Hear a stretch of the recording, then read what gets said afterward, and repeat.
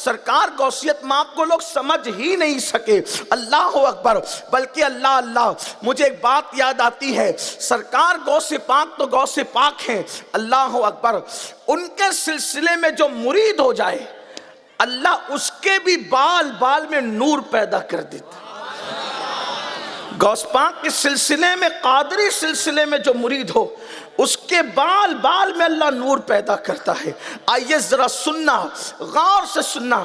ایک بہت بڑا نام ہے ولایت کی کائنات میں, سرکار غوث پاک کے معاصرین میں سے تھے حضرت سیدنا عبد الرحمن تفسونجی رحمت اللہ تعالی علیہ. بہت بڑے ولی کامل گزرے ہیں اور ان کے غلغلے تھے, اللہ اکبر, بڑی ولایت کی دھوم تھی.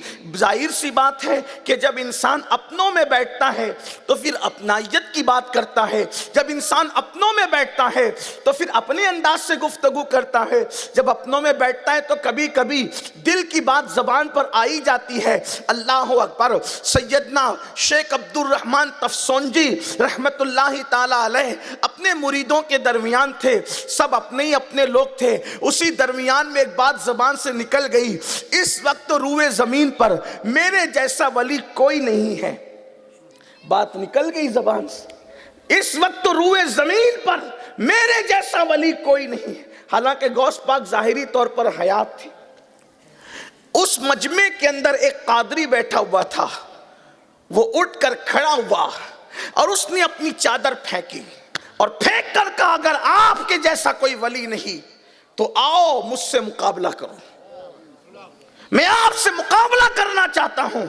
اب ظاہر سی بات ہے سارے مریدین محفل میں ہو اور کوئی اجنبی ہو اور وہ اٹھ کر کے کھڑے ہو اور ڈائریکٹ مقابلے کی بات کرے تو مریدوں کو برا تو لگے گا, لیکن یاد رکھنا جو اچھے لوگ ہوتے ہیں, واقعی جو پہنچے ہوئے لوگ ہوتے ہیں, تو ان لوگوں کی کیفیت یہ ہوتی ہے کہ وہ حق کہتے بھی ہیں اور حق کو قبول بھی کرتے ہیں. جب مریدین نے آنکھیں پھاڑ کر کے ان کو دیکھنا شروع کیا تو چونکہ عبد الرحمن تفسونجی واقعی اللہ کے بہت بڑے ولی تھے, جب چادر پھینکی تو ان کا بدن کھل گیا, تو انہوں نے دیکھا اور کہا کہ آپ یہ کہتے ہیں کہ مجھ جیسا ولی روئے زمین پہ کوئی نہیں, حالانکہ میرا ماننا یہ کہ میرا پیر آپ سے بڑا ہے. اگر ایسی بات نہیں اور آپ کی یہ بات سچی ہے کہ آپ جیسا کوئی ولی نہیں تو آپ مجھ سے مقابلہ کریں.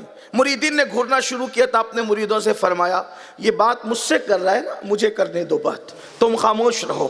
اور اس کے بعد آپ نے فرمایا کہ تو بات تو کہہ رہا ہے کہ تیرا پیر مجھ سے بڑا ہے, وہ بات اپنی جگہ میں تیرے پیر کو اس وقت نہیں پہچانتا, لیکن تجھے دیکھ کر لگتا ہے کہ واقعی تیرا پیر بڑا ہے. تجھے دیکھ کر لگتا ہے کہ واقعی تیرا پیر بڑا ہے. وجہ یہ ہے کہ میں تیرے ایک ایک بال سے نور نکلتے ہوئے دیکھ رہا ہوں, تیرے ایک ایک بال سے نور نکلتے ہوئے دیکھ رہا ہوں. تیرا پیر واقعی بڑا ہے. تو چادر اوڑھ, اپنی گدڑی اوڑھ لے پہلے, اس کے بعد بات کریں گے. کہا نہیں میں قادری ہوں, ایک بار ہم جو اتار کے پھینک دیتے ہیں پھر دوبارہ اس کو اوڑا نہیں کرتے, میں نہیں اوڑوں گا, یہ بات کلیئر ہونی چاہیے. اس کے بعد انہوں نے کہا بھائی تیرے جسم کے ایک ایک بال سے نور نکلتے ہوئے میں دیکھ رہا ہوں, تو گدڑی اوڑھ لے. اس نے کہا اگر بات ایسی ہے تو اس نے وہیں کھڑے کھڑے آواز لگائی اپنی بیوی کو, کہا میری گدڑی لاؤ, چادر لاؤ.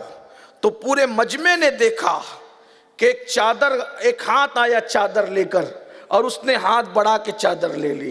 اب تو پورے مجمع کی حیرت کی انتہا نہ رہی کہ کیسا پہنچا ہوا ہے کہ اس کی بیوی بھی اتنی پہنچی ہوئی ہے کہ ادھر سے وہ چادر مانگ رہا ہے اور ادھر اس کو وہاں سے پتہ نہیں کس شہر سے چادر. بھئی اگر شہر دوسرا نہ ہو تو کم از کم دوسرے محلے سے بھی تو چادر آنا کوئی آسان بات نہیں ہے نا.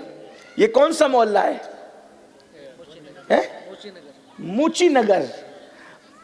اور موچی نگر اور کوئی دوسرا محلہ یہاں سے ہو ایئرپورٹ کے پاس کا راجو نگر. اب کوئی یہاں سے کہے اپنی بیوی کو ذرا مجھے شال دو ٹھنڈی لگ رہی ہے, وہاں سے دے تو بھی بڑی بات ہے نا. بھئی یہاں سے چھوڑیے, موچی نگر ہی میں سے لوگ بیٹھے میدان میں ہے اور کوئی میدان میں اسی موچی نگر کے محلے میں کوئی اپنے گھر پہ کہے کہ ذرا چادر دو، اور کوئی گھر سے ہاتھ بڑھا کے چادر دے دے تو بھی تو بڑی بات ہوگی نا. لیکن وہاں تو نہ محلہ ہے، نہ علاقہ ہے، نہ گاؤں ہے، نہ قریہ ہے، دوسرے شہر میں گھر ہے، اور یہ دوسری شہر میں محفل کے اندر موجود، اور کہتے ہیں میری چادر دو، اور ہاتھ بڑھا کر چادر دی جا رہی، اور یہ چادر لے کے اوڑھتے ہیں. اب تو سب کو پتا چل گیا کہ اب تو پیر صاحب دیکھ رہے تھے اب تک کہ نور نکل رہا ہے ایک ایک بال سے، اور اب تو سب نے دیکھ لیا کہ یہ کتنا پہنچا ہوا ہے کہ اس کی بیوی بھی اتنی پہنچی ہوئی. تو اس وقت عبد الرحمن تفسنجی نے فرمایا کہ میں نے تجھے دیکھ لیا کہ تو بڑا آدمی، تیرا پیر بھی بڑا آدمی، لیکن مجھے حیرت اس بات پر ہے کہ میں رسول اللہ کے دربار میں جاتا ہوں، حضور کی عدالت میں میری حاضری ہوتی ہے، تو نہ میں نے کبھی تیرے پیر کو جاتے ہوئے ملا، نہ کبھی آتے ہوئے ملا. مثال کے طور پر اگر راجکوٹ کی مسجد کا کوئی نمازی ہو اور ایک ہی محلے میں سب نماز پڑھتے ہوں اور بندہ ہوگا نمازی، تو کبھی جاتے ہوئے تو ملاقات ہوگی، نماز کو جا رہے تو ملاقات ہوگی، یا کبھی آتے ہوئے ملاقات ہوگی.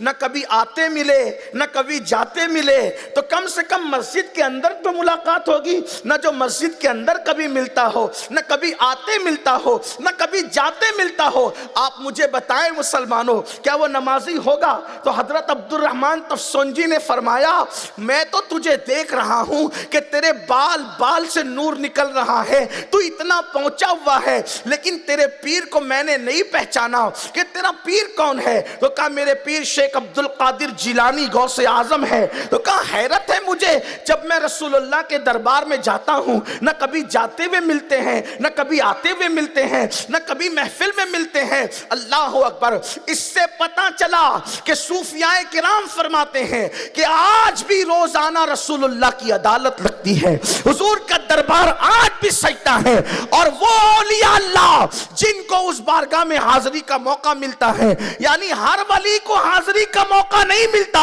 کچھ مخصوص اولیاء ہوتے ہیں جن کو اس دربار میں حاضری کا موقع روزانہ ملتا ہے. لوگ سمجھتے ہیں کہ وہ اپنے گھر میں بیٹھے ہوئے ہیں، لیکن وہ اپنی راتوں کو مصطفیٰ جان رحمت کے قدموں میں گزارا کرتے ہیں، وہ حضور علیہ السلام کے ساتھ گزارا کرتے ہیں. کتنی شان والی وہ مخلوق ہے، کتنے مقام والے وہ مخلوق ہے کہ لوگ رسول اللہ کے دربار میں ایک مرتبہ گنبد دیکھنے کو ترستے ہیں، لیکن اللہ والوں کی شان یہ ہے کہ وہ اپنی راتوں کو مصطفیٰ جان رحمت کے قدموں میں گزارا کرتے ہیں. وہ گنبد نہیں دیکھتے، وہ گنبد والے مصطفیٰ پیارے کا چہرہ تکتے ہیں، وہ ان کی محفل میں بیٹھتے ہیں، وہ ان کی محفل سے استفادہ کرتے ہیں. ظاہر سی بات ہے اپنی اور بیگانے سبھی سنتے ہیں میری تقریروں کو، اس لیے کوئی کہہ سکتا ہے دیکھو دیکھو رسول اللہ تو پردہ فرما گئے اور پھر ان کی محفلیں یہ کیسے سجوا رہا ہے، یہ مبالغہ کرتا ہے، یہ بکتا ہے. میں کہتا ہوں سن، جب تو اپنے مدرسے کا جلسہ کرتا ہے تو علم کی فضیلت میں یہ نہیں بولتا کہ عصر کے بعد روزانہ شیطان کا تخت بچتا ہے اور شیطان کا دربار سجتا ہے اور شیطان سب سے کارکردگی لیتا ہے. میں نے کہا حد ہے، روز شیطان کی محفل کا سجانا مانتا ہے، مردود کی طاقت مان رہا ہے، محبوب کی طاقت کب مانے گا؟ جو اللہ شیطان کو اتنی طاقت دے دے کہ وہ دربار سجا لے، وہ اللہ اپنے محبوب کو کتنی طاقت دے. یہ نصیب کی بات ہے. کوئی محبوبوں کے لیے مانتا ہے، کوئی مردودوں کے لیے مانتا ہے. اور ہم تو حدیث میں جس کے لیے آیا سب کے لیے مانتے ہیں، ہم تو قرآن میں جس کے لیے آیا سب کے لیے مانتے ہیں. تو عبد الرحمن تفسنجی کیا کہنے لگے؟ تمہارا پیر نہ کبھی جاتے ملا نہ کبھی آتے ملا. ادھر یہ بات ہو رہی تھی، ادھر غوث پاک نے اپنے دو مریدوں سے کہا تفسنج میں میرا مرید مکالمہ کر رہا ہے عبد الرحمن کے ساتھ، اور عبد الرحمن کہہ رہا ہے کہ تمہارا پیر کبھی نہ جاتے ملا نہ آتے ملا. جاؤ اس کو اس سے پہلے کہ اس کی محفل ختم ہو جائے جا کر کے بتاؤ پورا معاملہ کیا ہے. ابھی یہ محفل میں بات ہی چل رہی تھی کہ غوث پاک کے دو مرید آ گئے اور آ کر کہنے لگے آپ کہتے ہیں کہ ہمارے پیر دربار رسالت میں نہ آپ کو کبھی جاتے ملے نہ آتے ملے نہ کبھی وہاں محفل میں ملے. ہمارے پیر کا کہنا یہ ہے فلاں دن فلاں تاریخ کو رسول اللہ کی طرف سے آپ کو خلعت ملی تھی؟ انہوں نے کہا ہاں ملی تھی۔ اس پر کنارے پہ قل هو اللہ لکھی ہوئی تھی؟ ہاں ملی، یہ تھا۔ اس کا کلر ایسا تھا؟ ہاں ایسا بھی تھا۔ لیکن یہ تو صرف میں جانتا ہوں، میرے سوا کوئی نہیں جانتا۔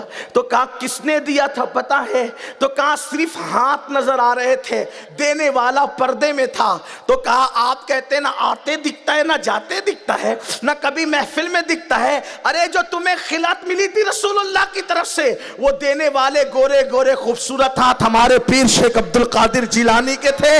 اور آپ کہتے ہیں نا کہ نہ آپ کا پیر آتے دکھتا ہے نہ جاتے دکھتا ہے نہ کبھی دربار میں دکھتا ہے، آتے جاتے تم ہو، وہ تو 24 گھنٹے